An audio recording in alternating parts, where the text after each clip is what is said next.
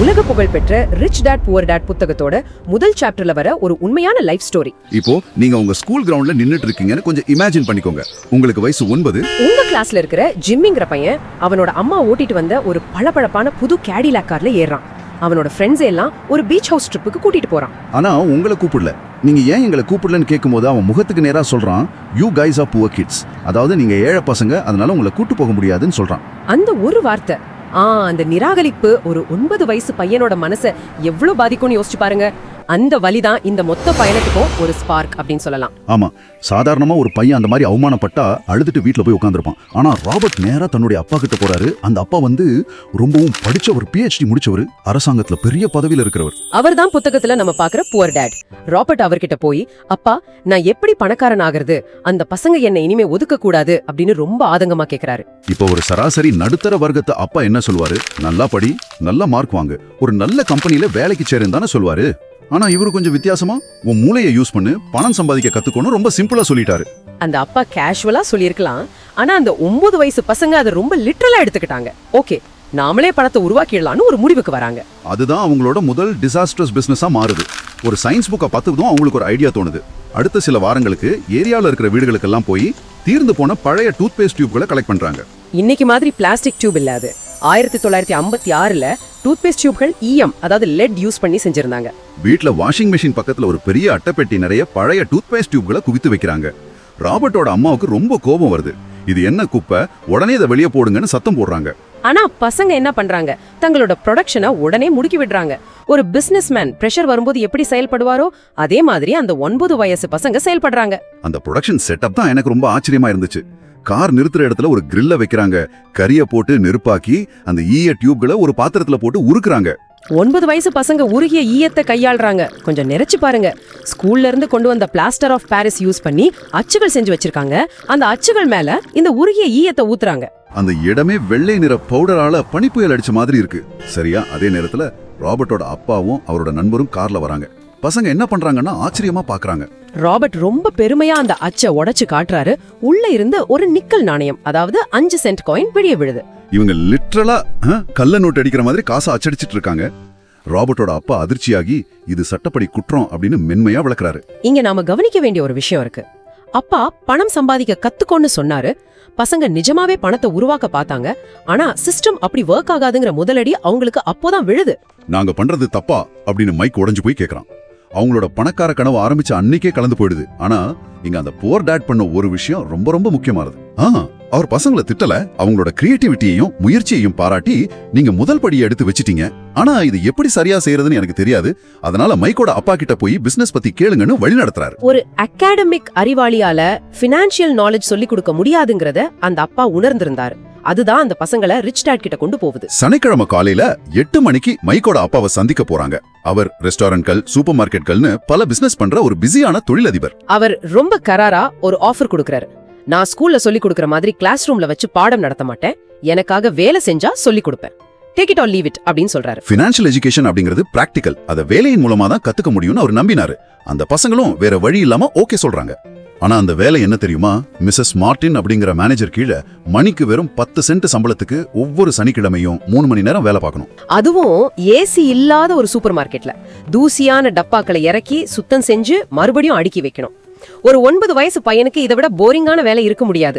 3 மணி நேரம் கஷ்டப்பட்டு வேலை செஞ்சா வெறும் 30 சென்ட் தான் கிடைக்கும். அந்த காலத்துல ஒரு காமிக் புக் விலையே 10 சென்ட் தான். 4 வாரம் ஆகுது. ராபர்ட்டுக்கு கோபம் தலைக்கேறுது. வேலையை விட்டுடலாம், அந்த ஆள் என்னை ஏமாத்துறாருன்னு முடிவெடுக்கிறாரு. அவரை புவர் டேட் கூட இது ரொம்ப அநியாயம், நீ நேரா போய் 25 சென்ட் சம்பளம் கேளு, இல்லன்னா வேலையை விட்டுட்டு வந்துடுன்னு அட்வைஸ் பண்றாரு. இது ஒரு டிப்பிக்கலான எம்ப்ளாயி மைண்ட் செட். பிரச்சனைனா சம்பளத்தை ஏத்தி கேளு, இல்லனா வேலையை விட்டுடு. அதை மனசுல வச்சுக்கிட்டு ராபர்ட் சத்தம் போட போறாரு. ஆனா அங்கே போனதும் ரிச் டேட் அவரை உடனே பார்க்கல. ஒரு புழுக்கமான ரூம்ல 45 நிமிஷம் காக்க வைக்கிறாரு. ராபர்ட்க்கு ஆத்திரம் தாங்கல. ஒரு வழியா உள்ள கூப்பிட்டதும் ராபர்ட் வெடிக்கிறாரு. நீங்க எனக்கு எதுவுமே சொல்லி கொடுக்கல, என்னை ஏமாத்திட்டீங்க, எனக்கு சம்பளமும் குறைவா தரியான்னு கோவமா கத்துறாரு. அந்த கோபத்துக்கு ரிச் டேட் கொடுத்த பதில் தான் இந்த மொத்த புத்தகத்தோட மைய கருத்து. அவர் ரொம்ப அமைதியா, நீ இப்போ பேசுறது என்கிட்ட வேலை பார்த்துட்டு வேலையை விட்டு போன பல எம்ப்ளாயிஸ் பேசுற மாதிரியே இருக்குன்னு சொல்றாரு.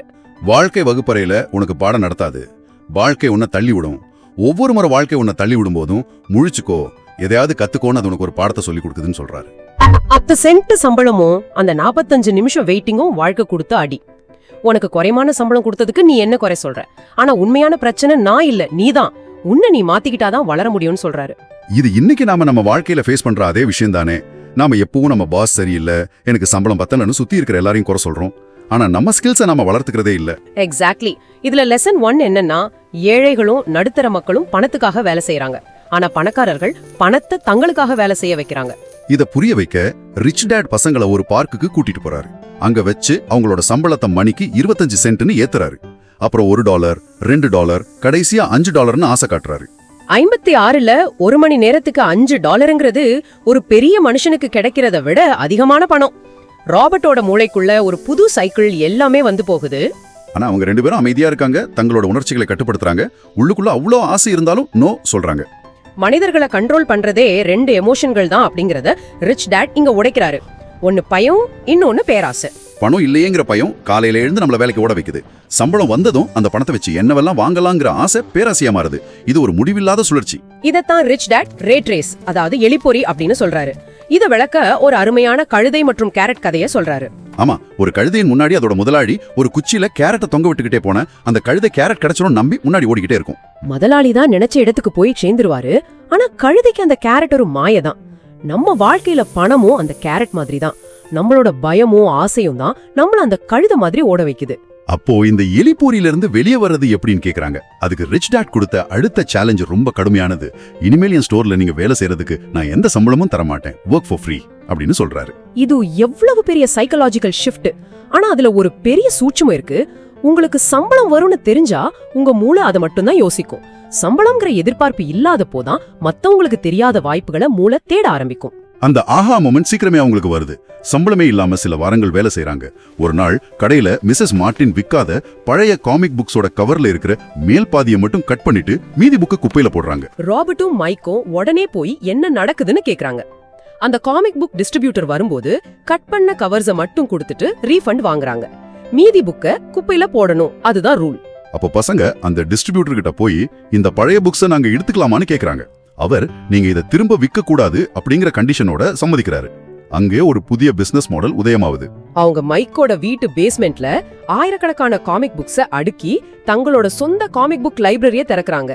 உள்ள நுழைய 10 சென்ட் கட்டணும். 2 மணி நேரம் எவ்வளவு புக்ஸ் வேணாலும் படிச்சுக்கலாம்.